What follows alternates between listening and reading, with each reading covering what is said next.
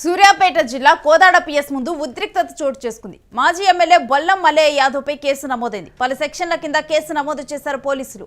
ఇటీవల కోదాడలో దళిత యువకుడు కార్ల రాజేష్ మృతి చెందాడు. ఈ నెల 24న రాజేష్ మృతికి నిరసనగా బీఆర్ఎస్ ఆందోళన చేపట్టింది. చలో కోదాడకు పిలుపునిచ్చింది మాజీ ఎమ్మెల్యే బొల్లం. ఇక ఈ నెల 2 నుంచి 31 వరకు పోలీస్ యాక్ట్ అమల్లో ఉన్నందున కేసు నమోదు చేశారు కోదాడ టౌన్ పోలీసులు. బీఆర్ఎస్ కార్యకర్తలతో భారీగా పిఎస్ కు మాజీ ఎమ్మెల్యే రావటం జరిగింది. పోలీస్ స్టేషన్లకు ఒక్కసారిగా కార్యకర్తలు దూసుకువెళ్లారు. అక్రమంగా కేసులు నమోదు చేశారంటూ ఆందోళనకు దిగారు. ఆందోళనకారులను పోలీసులు అదుపు చేస్తూ ఉన్నారు.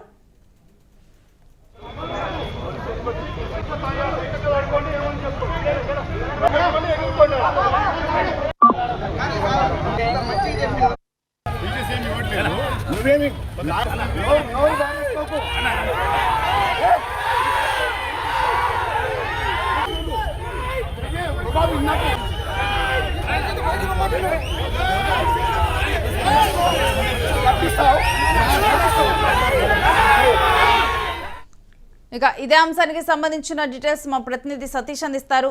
సతీష్, కోదాడ పిఎస్ ముందులా అక్రమ కేసులంటూ కూడా బీఆర్ఎస్ కార్యకర్తలు ఆందోళనకు దిగినట్లుగా తెలుస్తుంది. పూర్తి డీటెయిల్స్ ఏంటి?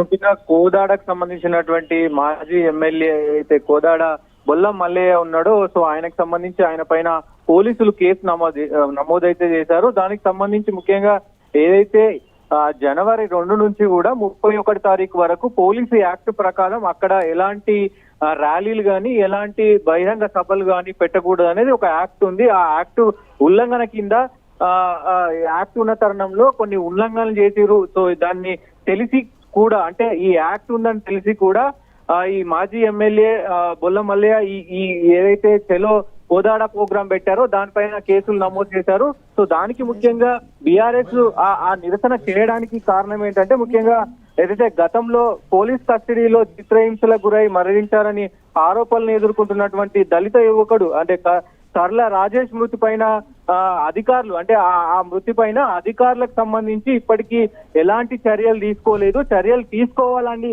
పెద్ద ఎత్తున వాళ్ళైతే ధర్నా చేసిన పరిస్థితి అయితే ఉంది. ముఖ్యంగా ఆ ధర్నాలో భాగంగానే ఈయన పైన ప్రస్తుతం పోలీస్ స్టేషన్ లో కేసు నమోదైన పరిస్థితి అయితే ఉంది. అక్రమ కేసులు బనాయిస్తున్నారంటూ ఆగ్రహించినటువంటి బీఆర్ఎస్ కార్యకర్తలు పెద్ద ఎత్తున ర్యాలీగా కోదాడ ఏదైతే పోలీస్ స్టేషన్ ఉందో అక్కడికి పెద్ద ఎత్తున చేరుకున్నారు.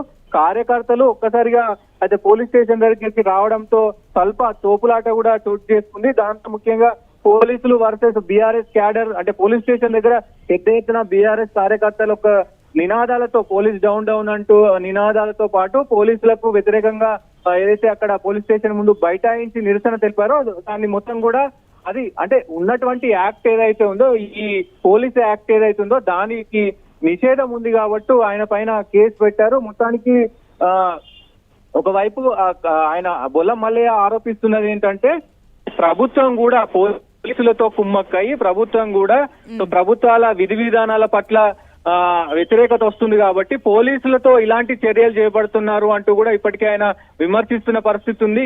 ఏదేమైనప్పటికీ సూర్యాపేటలో పెద్ద ఎత్తున నిరసన వ్యక్తమవుతోంది.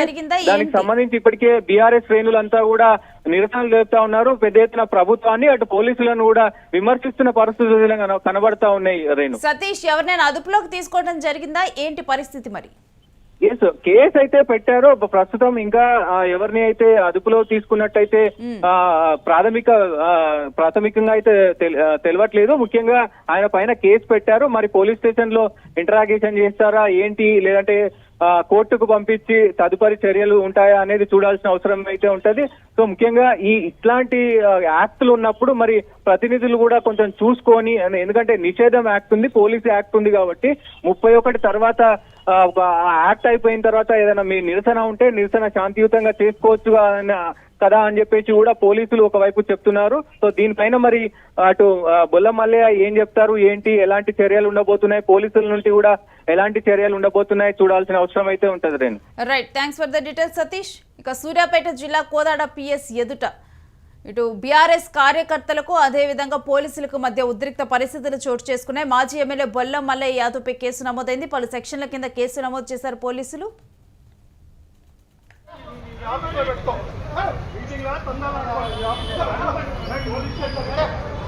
ఆఫీస్